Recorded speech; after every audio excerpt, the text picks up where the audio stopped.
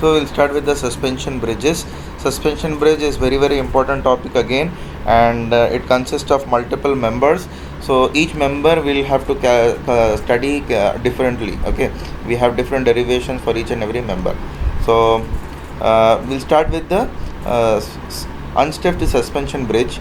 So unstiffed suspension bridge is nothing but basically suspension bridge consists of a pier. This is a pier, and here also a pier. Okay, these two are piers, and then we have a suspension cable. Okay, this is your suspension cable, and these are all suspenders.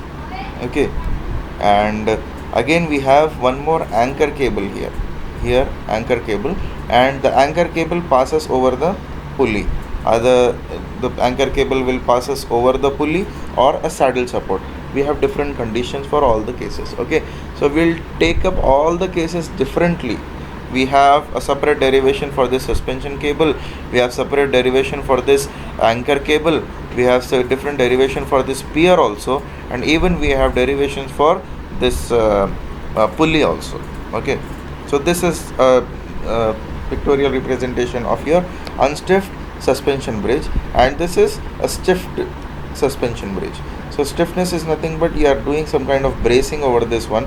So it is nothing but your plinth beams. When you go for an RCC structure, you place your plinth beams to give extra support to the pillars, isn't it? So the same thing is here. We provide extra support to the suspenders with the help of these stiffeners. Okay, so we'll go for the derivation of this cable, suspension cable. So it is also known as general cable theorem. Okay, so we have to consider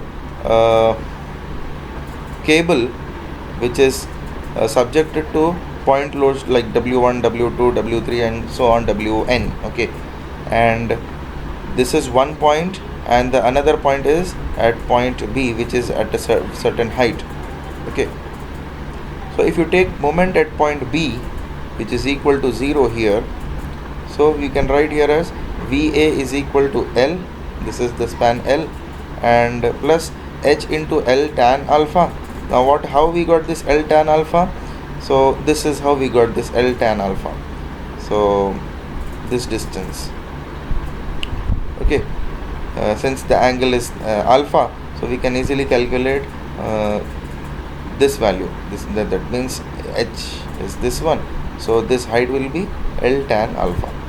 Okay, it is very simple. You can calculate it very easily. See here, tan alpha is equal to BC by L. Tan alpha from this ABC triangle, tan alpha is BC by opposite by adjacent, isn't it? So what is BC now? BC is nothing but your L tan alpha. This is how we got L tan alpha. Minus sigma MB is equal to 0. What is this MB?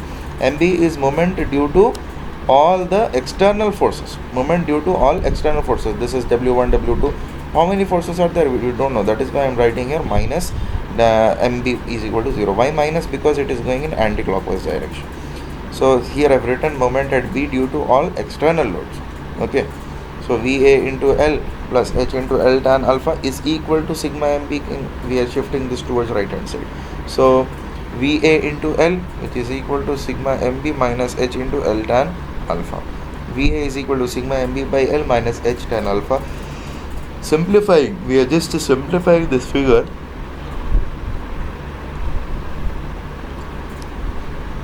Then we consider a section x6 at a distance x from point A.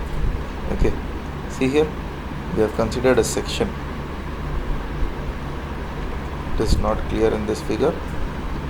We have considered a section here. Okay, somewhere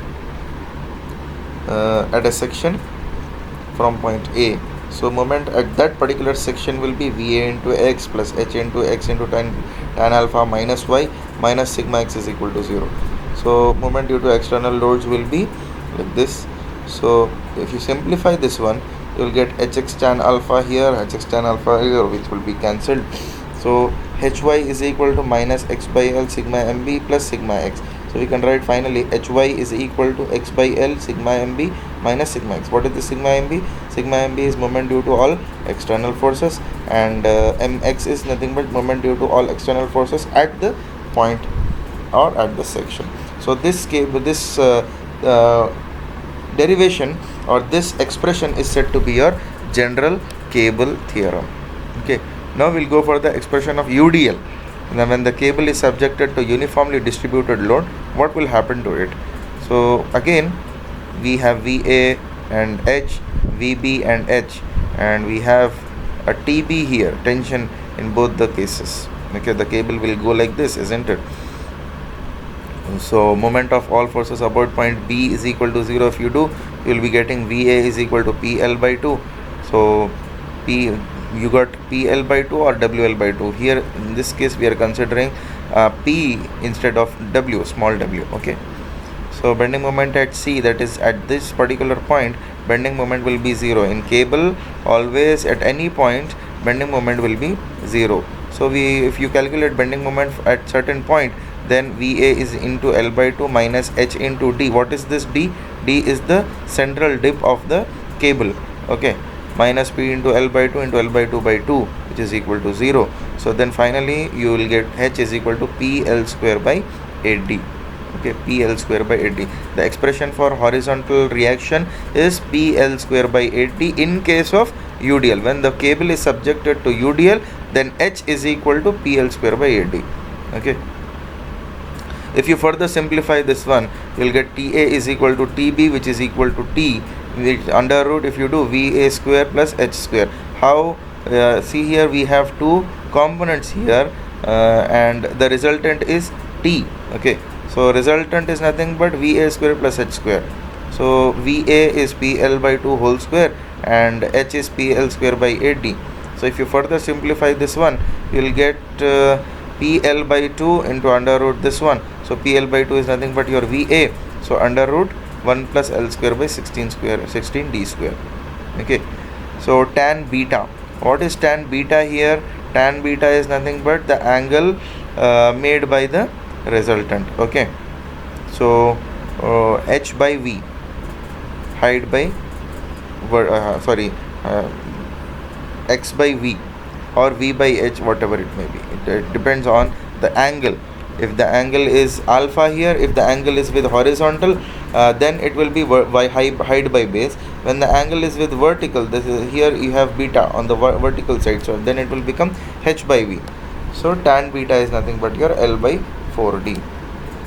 Okay, then we have another case, that is shape of the cable. Shape of the cable is nothing but how the shape follows, what is the equation or what is the expression it follows.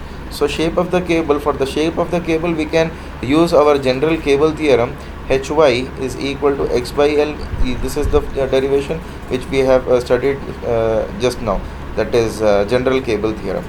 So H is PL square by 8D into Y, x by L as it is, moment of all forces about point B, P into L by 2 minus P into X by 2.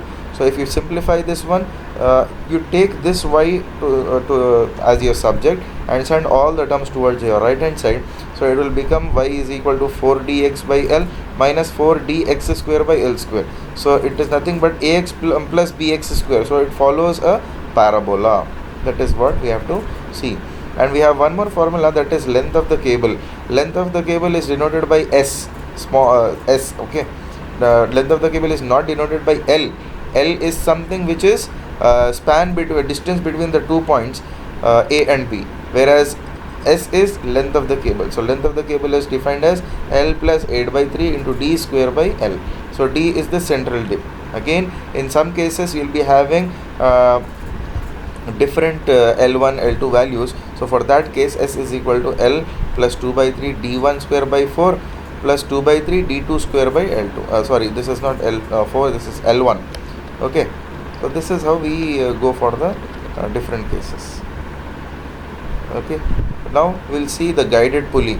So when the cable is passing over the guided pulley, then we have an expression of T cos beta 1 plus cos beta 2 and T sin beta 1 sine beta 2. Okay, when the cable passes over the pulley.